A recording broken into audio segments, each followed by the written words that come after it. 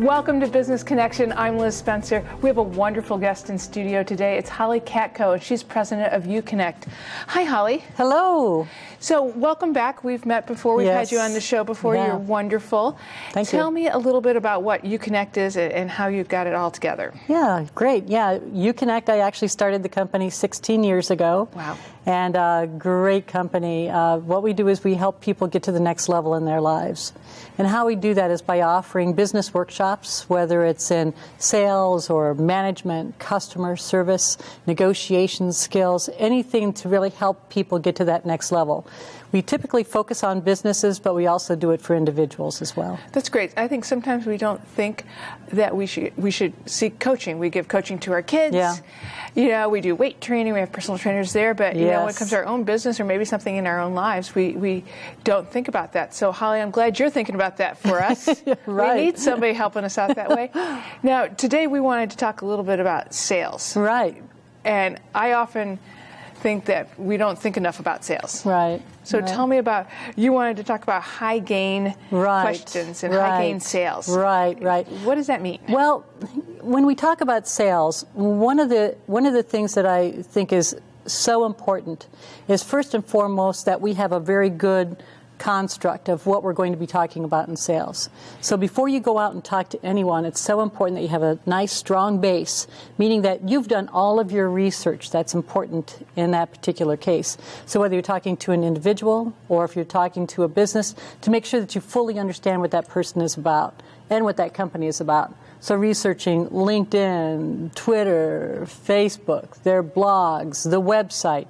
Now, not only do you want to research the company itself, but also research the person that you're talking to, right? Mm-hmm. So find out, you know, where did they go to school? What are they doing? Go on Google. It's the best thing ever. Right? Just a very, very easy search.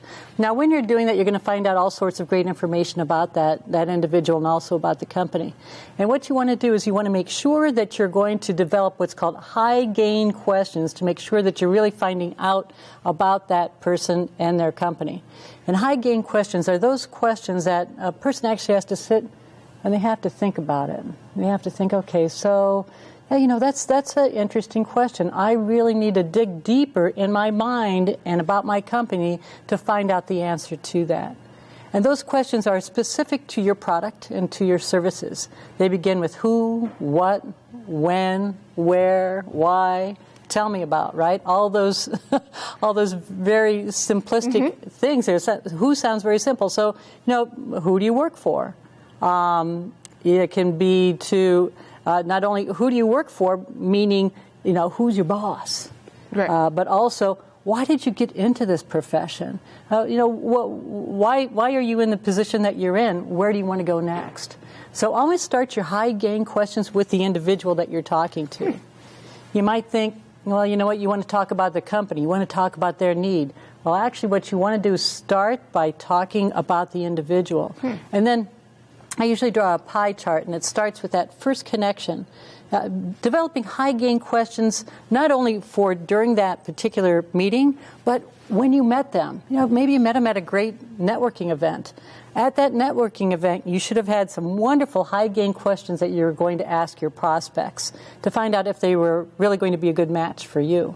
And then when you have the meeting, develop those questions that are specific to them, specific to the company, and then make sure as you're going around that wheel that you're actually developing questions that will lead that sell to the close or lead that sell to where you want it to go. Always developing those questions based upon that client's need as well as the company's need.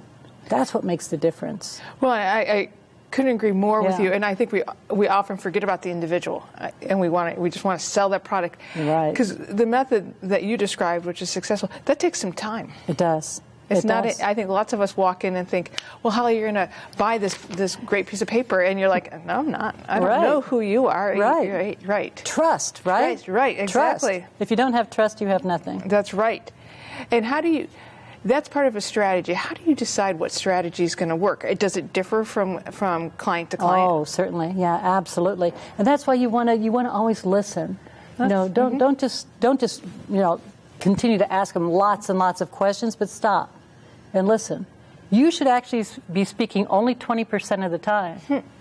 And your prospect should be speaking at least 80% of the time. So these high gain questions are just giving them some ideas, helping them to think. You listen, and then from there, take that information and develop it based upon what that particular need is. So they say, well, yeah, I really have an interest in your product and service. You say, well, tell me more about that.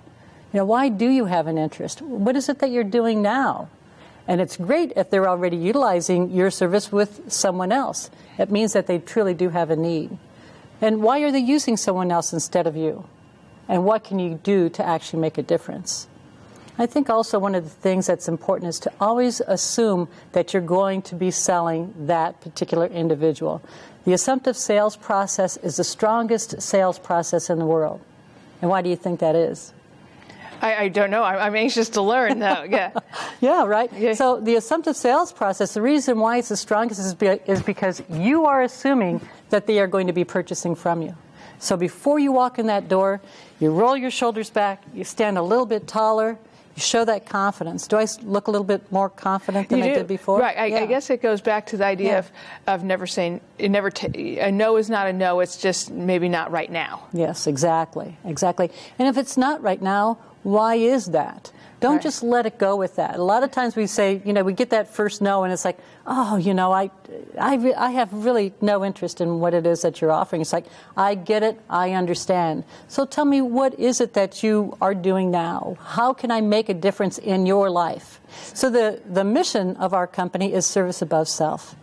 And the reason why is, you've heard of Rotary, right? Absolutely. Yeah, so service above self, that's what they believe in. That's what I believe in as well. So if I can actually help people get to the next level in their lives, not just the people, but the company. And what are companies made up of? They're made up of people, and we so undersell it. Right. We undersell the idea that every business has people. Yes. And that it's not a business decision, it's a people decision. Yes, it is. You're so now, right. You say service above self, and one of the things I think you did really well is that you wrote a great book so that we can get more of this information and you can share this. You've always been great with workshops and education. Again, telling us a little bit about what we need to do. Tell me a little bit about your book and where we can find it. Yes. It's Entrepreneur You. You can find it on Amazon. Nice. Entrepreneur You is really the opportunity for you to start your own company. So what I've given you is my story of how I actually started my own company. And at the same point in time, I've given you some really great exercises in there. So you can take that to the next level and start your own company now.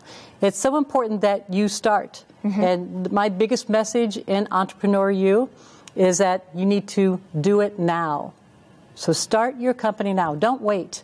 Everybody waits. They say, well, maybe tomorrow, maybe the next day, maybe 2017. No, now. Just take that one little effort that you need to do to get to that next level in starting your own company. That's awesome.